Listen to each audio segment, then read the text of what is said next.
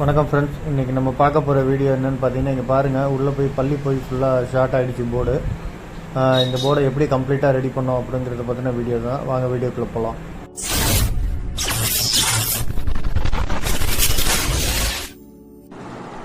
வணக்கம் ஃப்ரெண்ட்ஸ், எல்லோரும் எப்படி இருக்கீங்க? நான் சூப்பராக இருக்கேன். வாங்க, இன்றைக்கி ஒரு சூப்பர் வீடியோ இருக்குது, வீடியோக்குள்ளே போகலாம். பாருங்கள், இப்போ ஃபுல்லாக அந்த பள்ளி விழுந்த வீடியோ போர்டை வந்து எல்லாம் க்ளீன் பண்ணி எல்லாம் திருப்பி இது பண்ணி ஆன் பண்ணி பார்க்குறேன். இதில் வந்து பார்த்திங்கன்னா ஐபிஎம் ஐசி வந்து ஷார்ட் இருந்தது. அதனால் ஐபிஎம் ஐசி வந்து மாற்றியாச்சு. இங்கே பாருங்கள், ஐபிஎம் ஐசி வந்து மாற்றிருக்கேன். ஐபிஎம் மாற்றிட்டு ஆன் பண்ணி பார்க்குறேன். ஆன் பண்ணி பார்த்தா சம் எரர் வந்தது. அது இப்போ நான் உங்களுக்கு எப்படி அந்த எரரை எப்படி கண்டுபிடிக்கிறது என்ன அப்படிங்கிற பற்றின கம்ப்ளீட் வீடியோ தான், கம்ப்ளீட்டாக இதில் வந்து சொல்லியிருப்பேன். அதை எப்படி சரி பண்ணுறதுன்னு. ஆல்ரெடி இந்த எரர் எப்படி கண்டுபிடிக்கிறதுக்கு ஏற்கனவே ஒரு வீடியோ போட்டிருக்கோம். யாருக்காவது தெரியலன்னா அந்த வீடியோவை போய் பார்த்து தெரிஞ்சுக்கோங்க. இதுலேயும் நம்ம வீடியோலையும் இருக்குது, இதை பார்த்து கூட தெரிஞ்சுக்கலாம். அப்படி இல்லைனா அந்த வீடியோ பார்த்திங்கன்னா இன்னும் தெளிவாக தெரியும். அது எரர் எப்படி கண்டுபிடிக்கிறதுன்னு தனியாக ஒரு வீடியோவே நம்ம ஆல்ரெடி போட்டிருக்கோம். அதை பார்த்தீங்கன்னாலும் தெரியும். இங்கே பாருங்கள், லைட்டு பிளிங்க் ஆகிட்டே இருக்குது பாருங்கள். இதில் பார்த்தீங்கன்னா நம்ம டைக்கினில் பார்த்தீங்கன்னா லைட் வந்து பிளிங்க் ஆகிட்டே இருக்கும். அதை வச்சு தான் நம்ம வந்து எரர் கோடு கண்டுபிடிக்கணும். இப்போ அது எரர் கோடு எப்படி கண்டுபிடிக்கும் பார்த்தீங்கன்னா, ரிமோட்லேயே நம்ம எரர் கோடு கண்டுபிடிக்க முடியும். அதில் வந்து பார்த்தீங்கன்னா கேன்சல் பட்டன் இருக்கும். கேன்சல் பட்டனை லாங் ப்ரெஸ் பண்ணிங்கன்னா உங்களுக்கு வந்து 00 வரும். அந்த 00 வரும்போது மறுபடியும் அதை கேன்சல் பட்டனை விட்டு அழுத்திக்கிட்டே இருந்தீங்கன்னா உங்களுக்கு எரர் கோடு ஒன்று ஒன்றா மாறிக்கிட்டே இருக்கும். அந்த எரர் கோட லாங் பீப் வரும். அந்த லாங் பீப் வந்து எந்த எரர் கோடுக்கு வருதோ அதுதான் எரர் கோடு நமக்கு.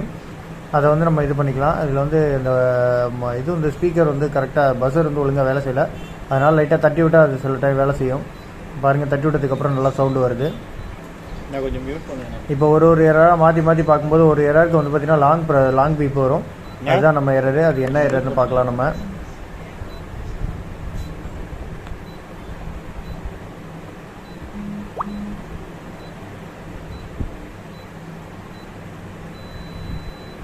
பாருங்கள், இந்த P4ங்கிறதுக்கு வந்து லாங் பீப் வருது. அதுதான் வந்து உங்களுக்கு வந்து எரர் வருது. மற்ற இதுக்குமே வந்து லாங் பீப் வரல பாருங்கள், எல்லாருமே பீப் தான் வருது. இந்த P4க்கு மட்டும் தான் லாங் பீப் வந்தது, அதுதான் எரரு. இப்போ P4 என்ன ஃபால்ட்டுன்னு பார்த்தோம்னா, faulty inverter circuit heat sink temperature சென்சார்னு இருக்குது. இதில் வந்து பார்த்திங்கன்னா வந்து ஹீட் சிங்க் சென்சார்னு தனியாக ஒரு சென்சார் கிடையாது. இப்போ டைக்கின்லாம் பார்த்தீங்கன்னா ஹீட் சிங்க் சென்சார் தனியாக சென்சார் கிடையாது. ஐபிஎம்லேயே பார்த்தீங்கன்னா ஒரு இன்பில்டு இருக்கும் சென்சார் ஒன்று, டெம்பரேச்சர் சென்சார் இன்பில்டு இருக்கும். அதுக்கப்புறம் பார்த்திங்கன்னா இதில் வந்து பார்த்திங்கன்னா சைடில் பார்த்திங்கன்னா அந்த நியூட்ரல் லிங்க்லேருந்து நியூட்ரல் லிங்க் இருக்கும். ஐபிஎம்மோட சைடில் நியூட்ரல் லிங்க் இருக்கும். அந்த நியூட்ரல் லிங்க்லேருந்து பார்த்திங்கன்னா RTHன்னு ஒரு சென்சார் ஒன்று போட்டிருப்பாங்க. ஆக்சுவலாக மைக்ரோ சென்சார் தான், ரெசிஸ்டன்ஸ் மாதிரி தான் இருக்கும். அது பார்த்திங்கன்னா 10K வேல்யூவில் போட்டிருப்பாங்க. அது வந்து பார்த்திங்கன்னா அந்த போர்டு சர்க்யூட் போர்டு வந்து ஹீட் ஆகிறத வச்சு அது வந்து அதோட வேல்யூவை வச்சு வந்து நமக்கு டெம்பரேச்சரை வந்து மானிட்டர் பண்ணுவது. அந்த சென்சார் தான் வந்து ஃபெயிலியர்னால் இந்த மாதிரி காட்டும் உங்களுக்கு. இப்போ பார்த்தீங்கன்னா அதில் செக் பண்ணி பார்த்தோம், வேல்யூலாம் செக் பண்ணி பார்ப்போம் நம்ம எப்படி இருக்குது என்னன்னு. பாருங்கள், உங்களுக்கு வந்து நியூட்ரல் லிங்கில் தனியாக RTHன்னு போட்டிருப்பாங்க பார்த்தீங்கன்னா, அதுதான் டெம்பரேச்சர் சென்சார். அது இப்போ வந்து அதோட ஓம்ஸ் செக் பண்ணி பார்க்கலாம், ஓம்ஸ் வேல்யூ எவ்வளோ இருக்குன்னு. ஆக்சுவலாக 10K போட்டிருப்பாங்க. 10Kனா நமக்கு 7K வந்து இது காட்டும். ஹீட் ஆக அதோட வேல்யூ மாறும். நீங்கள் ரன்னிங்கில் பார்த்தீங்கன்னா தெரியும், ஹீட் ஆக போர்டோட சர்க்யூட் ஹீட் ஆக அதோட வேல்யூ மாறிக்கிட்டே இருக்கும். அதுலேருந்து அந்த மாறுறதோட வேல்யூவை எடுத்து மைக்ரோ கண்ட்ரோலுக்கு அனுப்பி அதை வச்சு நீங்கள் வந்து டெம்பரேச்சர் வந்து மானிட்டர் பண்ணுறாங்க. இப்போ பார்த்தீங்கன்னா அது வந்து இங்கே உள்ள லைனுக்கு தான் வரும், இங்கே வந்துட்டு தான் போவோம்.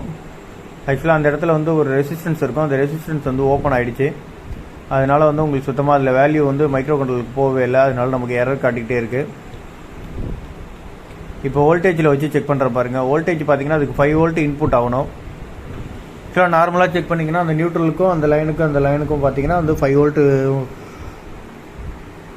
நார்மலாக நம்ம சென்சாருக்கு எப்படி 5 வோல்ட் செக் பண்ணுவோமோ அதே மாதிரி தான் இதுக்கும் 5 வோல்ட் வரும். இப்போ நான் போர்டு ஆன் பண்ணியிருக்கேன். இங்கே பாருங்கள், போர்டு ஆன் ஆகிடுச்சு.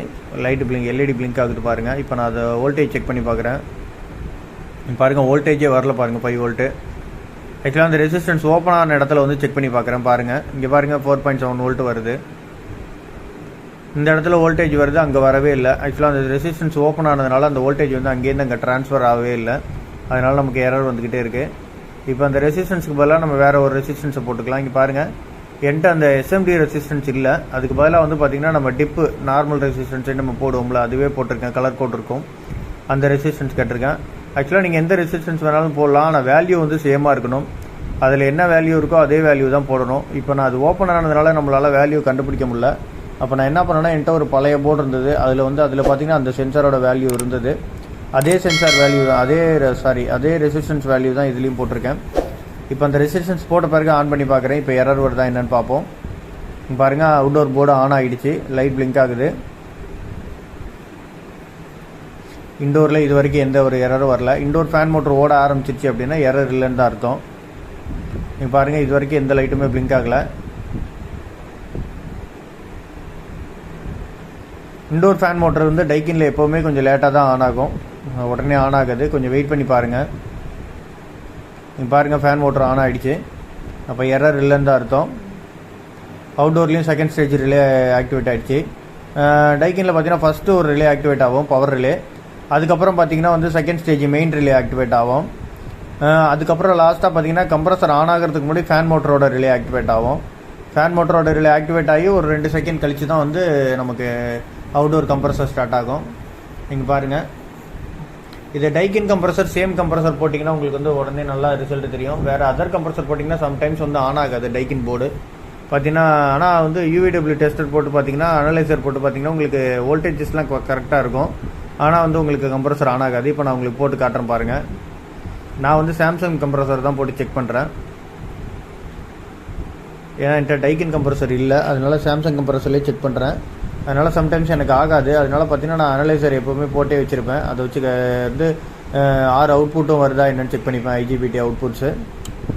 இப்போ நான் வந்து இதை வந்து செக் பண்ணி காட்டுறேன் பாருங்க. பாருங்கள், போட்டு UVW டெஸ்டரு அனலைசர்னு சொல்லுவோம் போட்டிருக்கேன். இங்கே பாருங்கள், 6 அவுட்புட்ஸும் வந்துருச்சு. கம்ப்ரஸர் பார்த்தீங்கன்னா ஹம்மிங் ஆகுது, ஸ்டார்ட் ஆகலை. சில டைம் ஸ்டார்ட் ஆகும், சில டைம் ஸ்டார்ட் ஆகாது. அதனால் ஆஃப் பண்ணிவிட்டு 2 தடவை போட்டிங்கன்னா ஒரு தடவை ஸ்டார்ட் ஆகிடும், ஓட ஆரம்பிச்சிடும். இங்கே பாருங்கள், ஆனால் 6 அவுட்புட்ஸும் வருது. பட் ஆனால் கம்ப்ரஸர் ஸ்டார்ட் ஆகலை.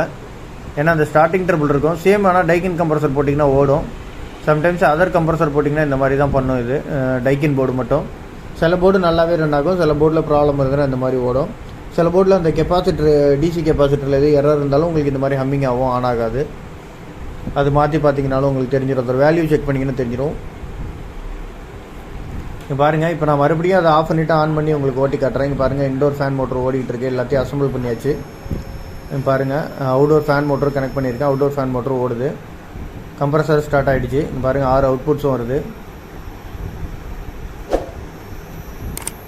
ஃபுல்லாகவே வந்து எந்தெந்த இடத்துல வேலை பார்த்தோமோ அங்கெல்லாம் வந்து க்ளூ இன்சர்ட் பண்ணிடலாம். ஏன்னா வந்து சில இடம் சர்க்யூட்லாம் வந்து டேமேஜ் பண்ணியிருந்தோம்னா அதெல்லாம் வந்து ஷார்ட் ஆகிறதுக்கு வாய்ப்பு இருக்குது.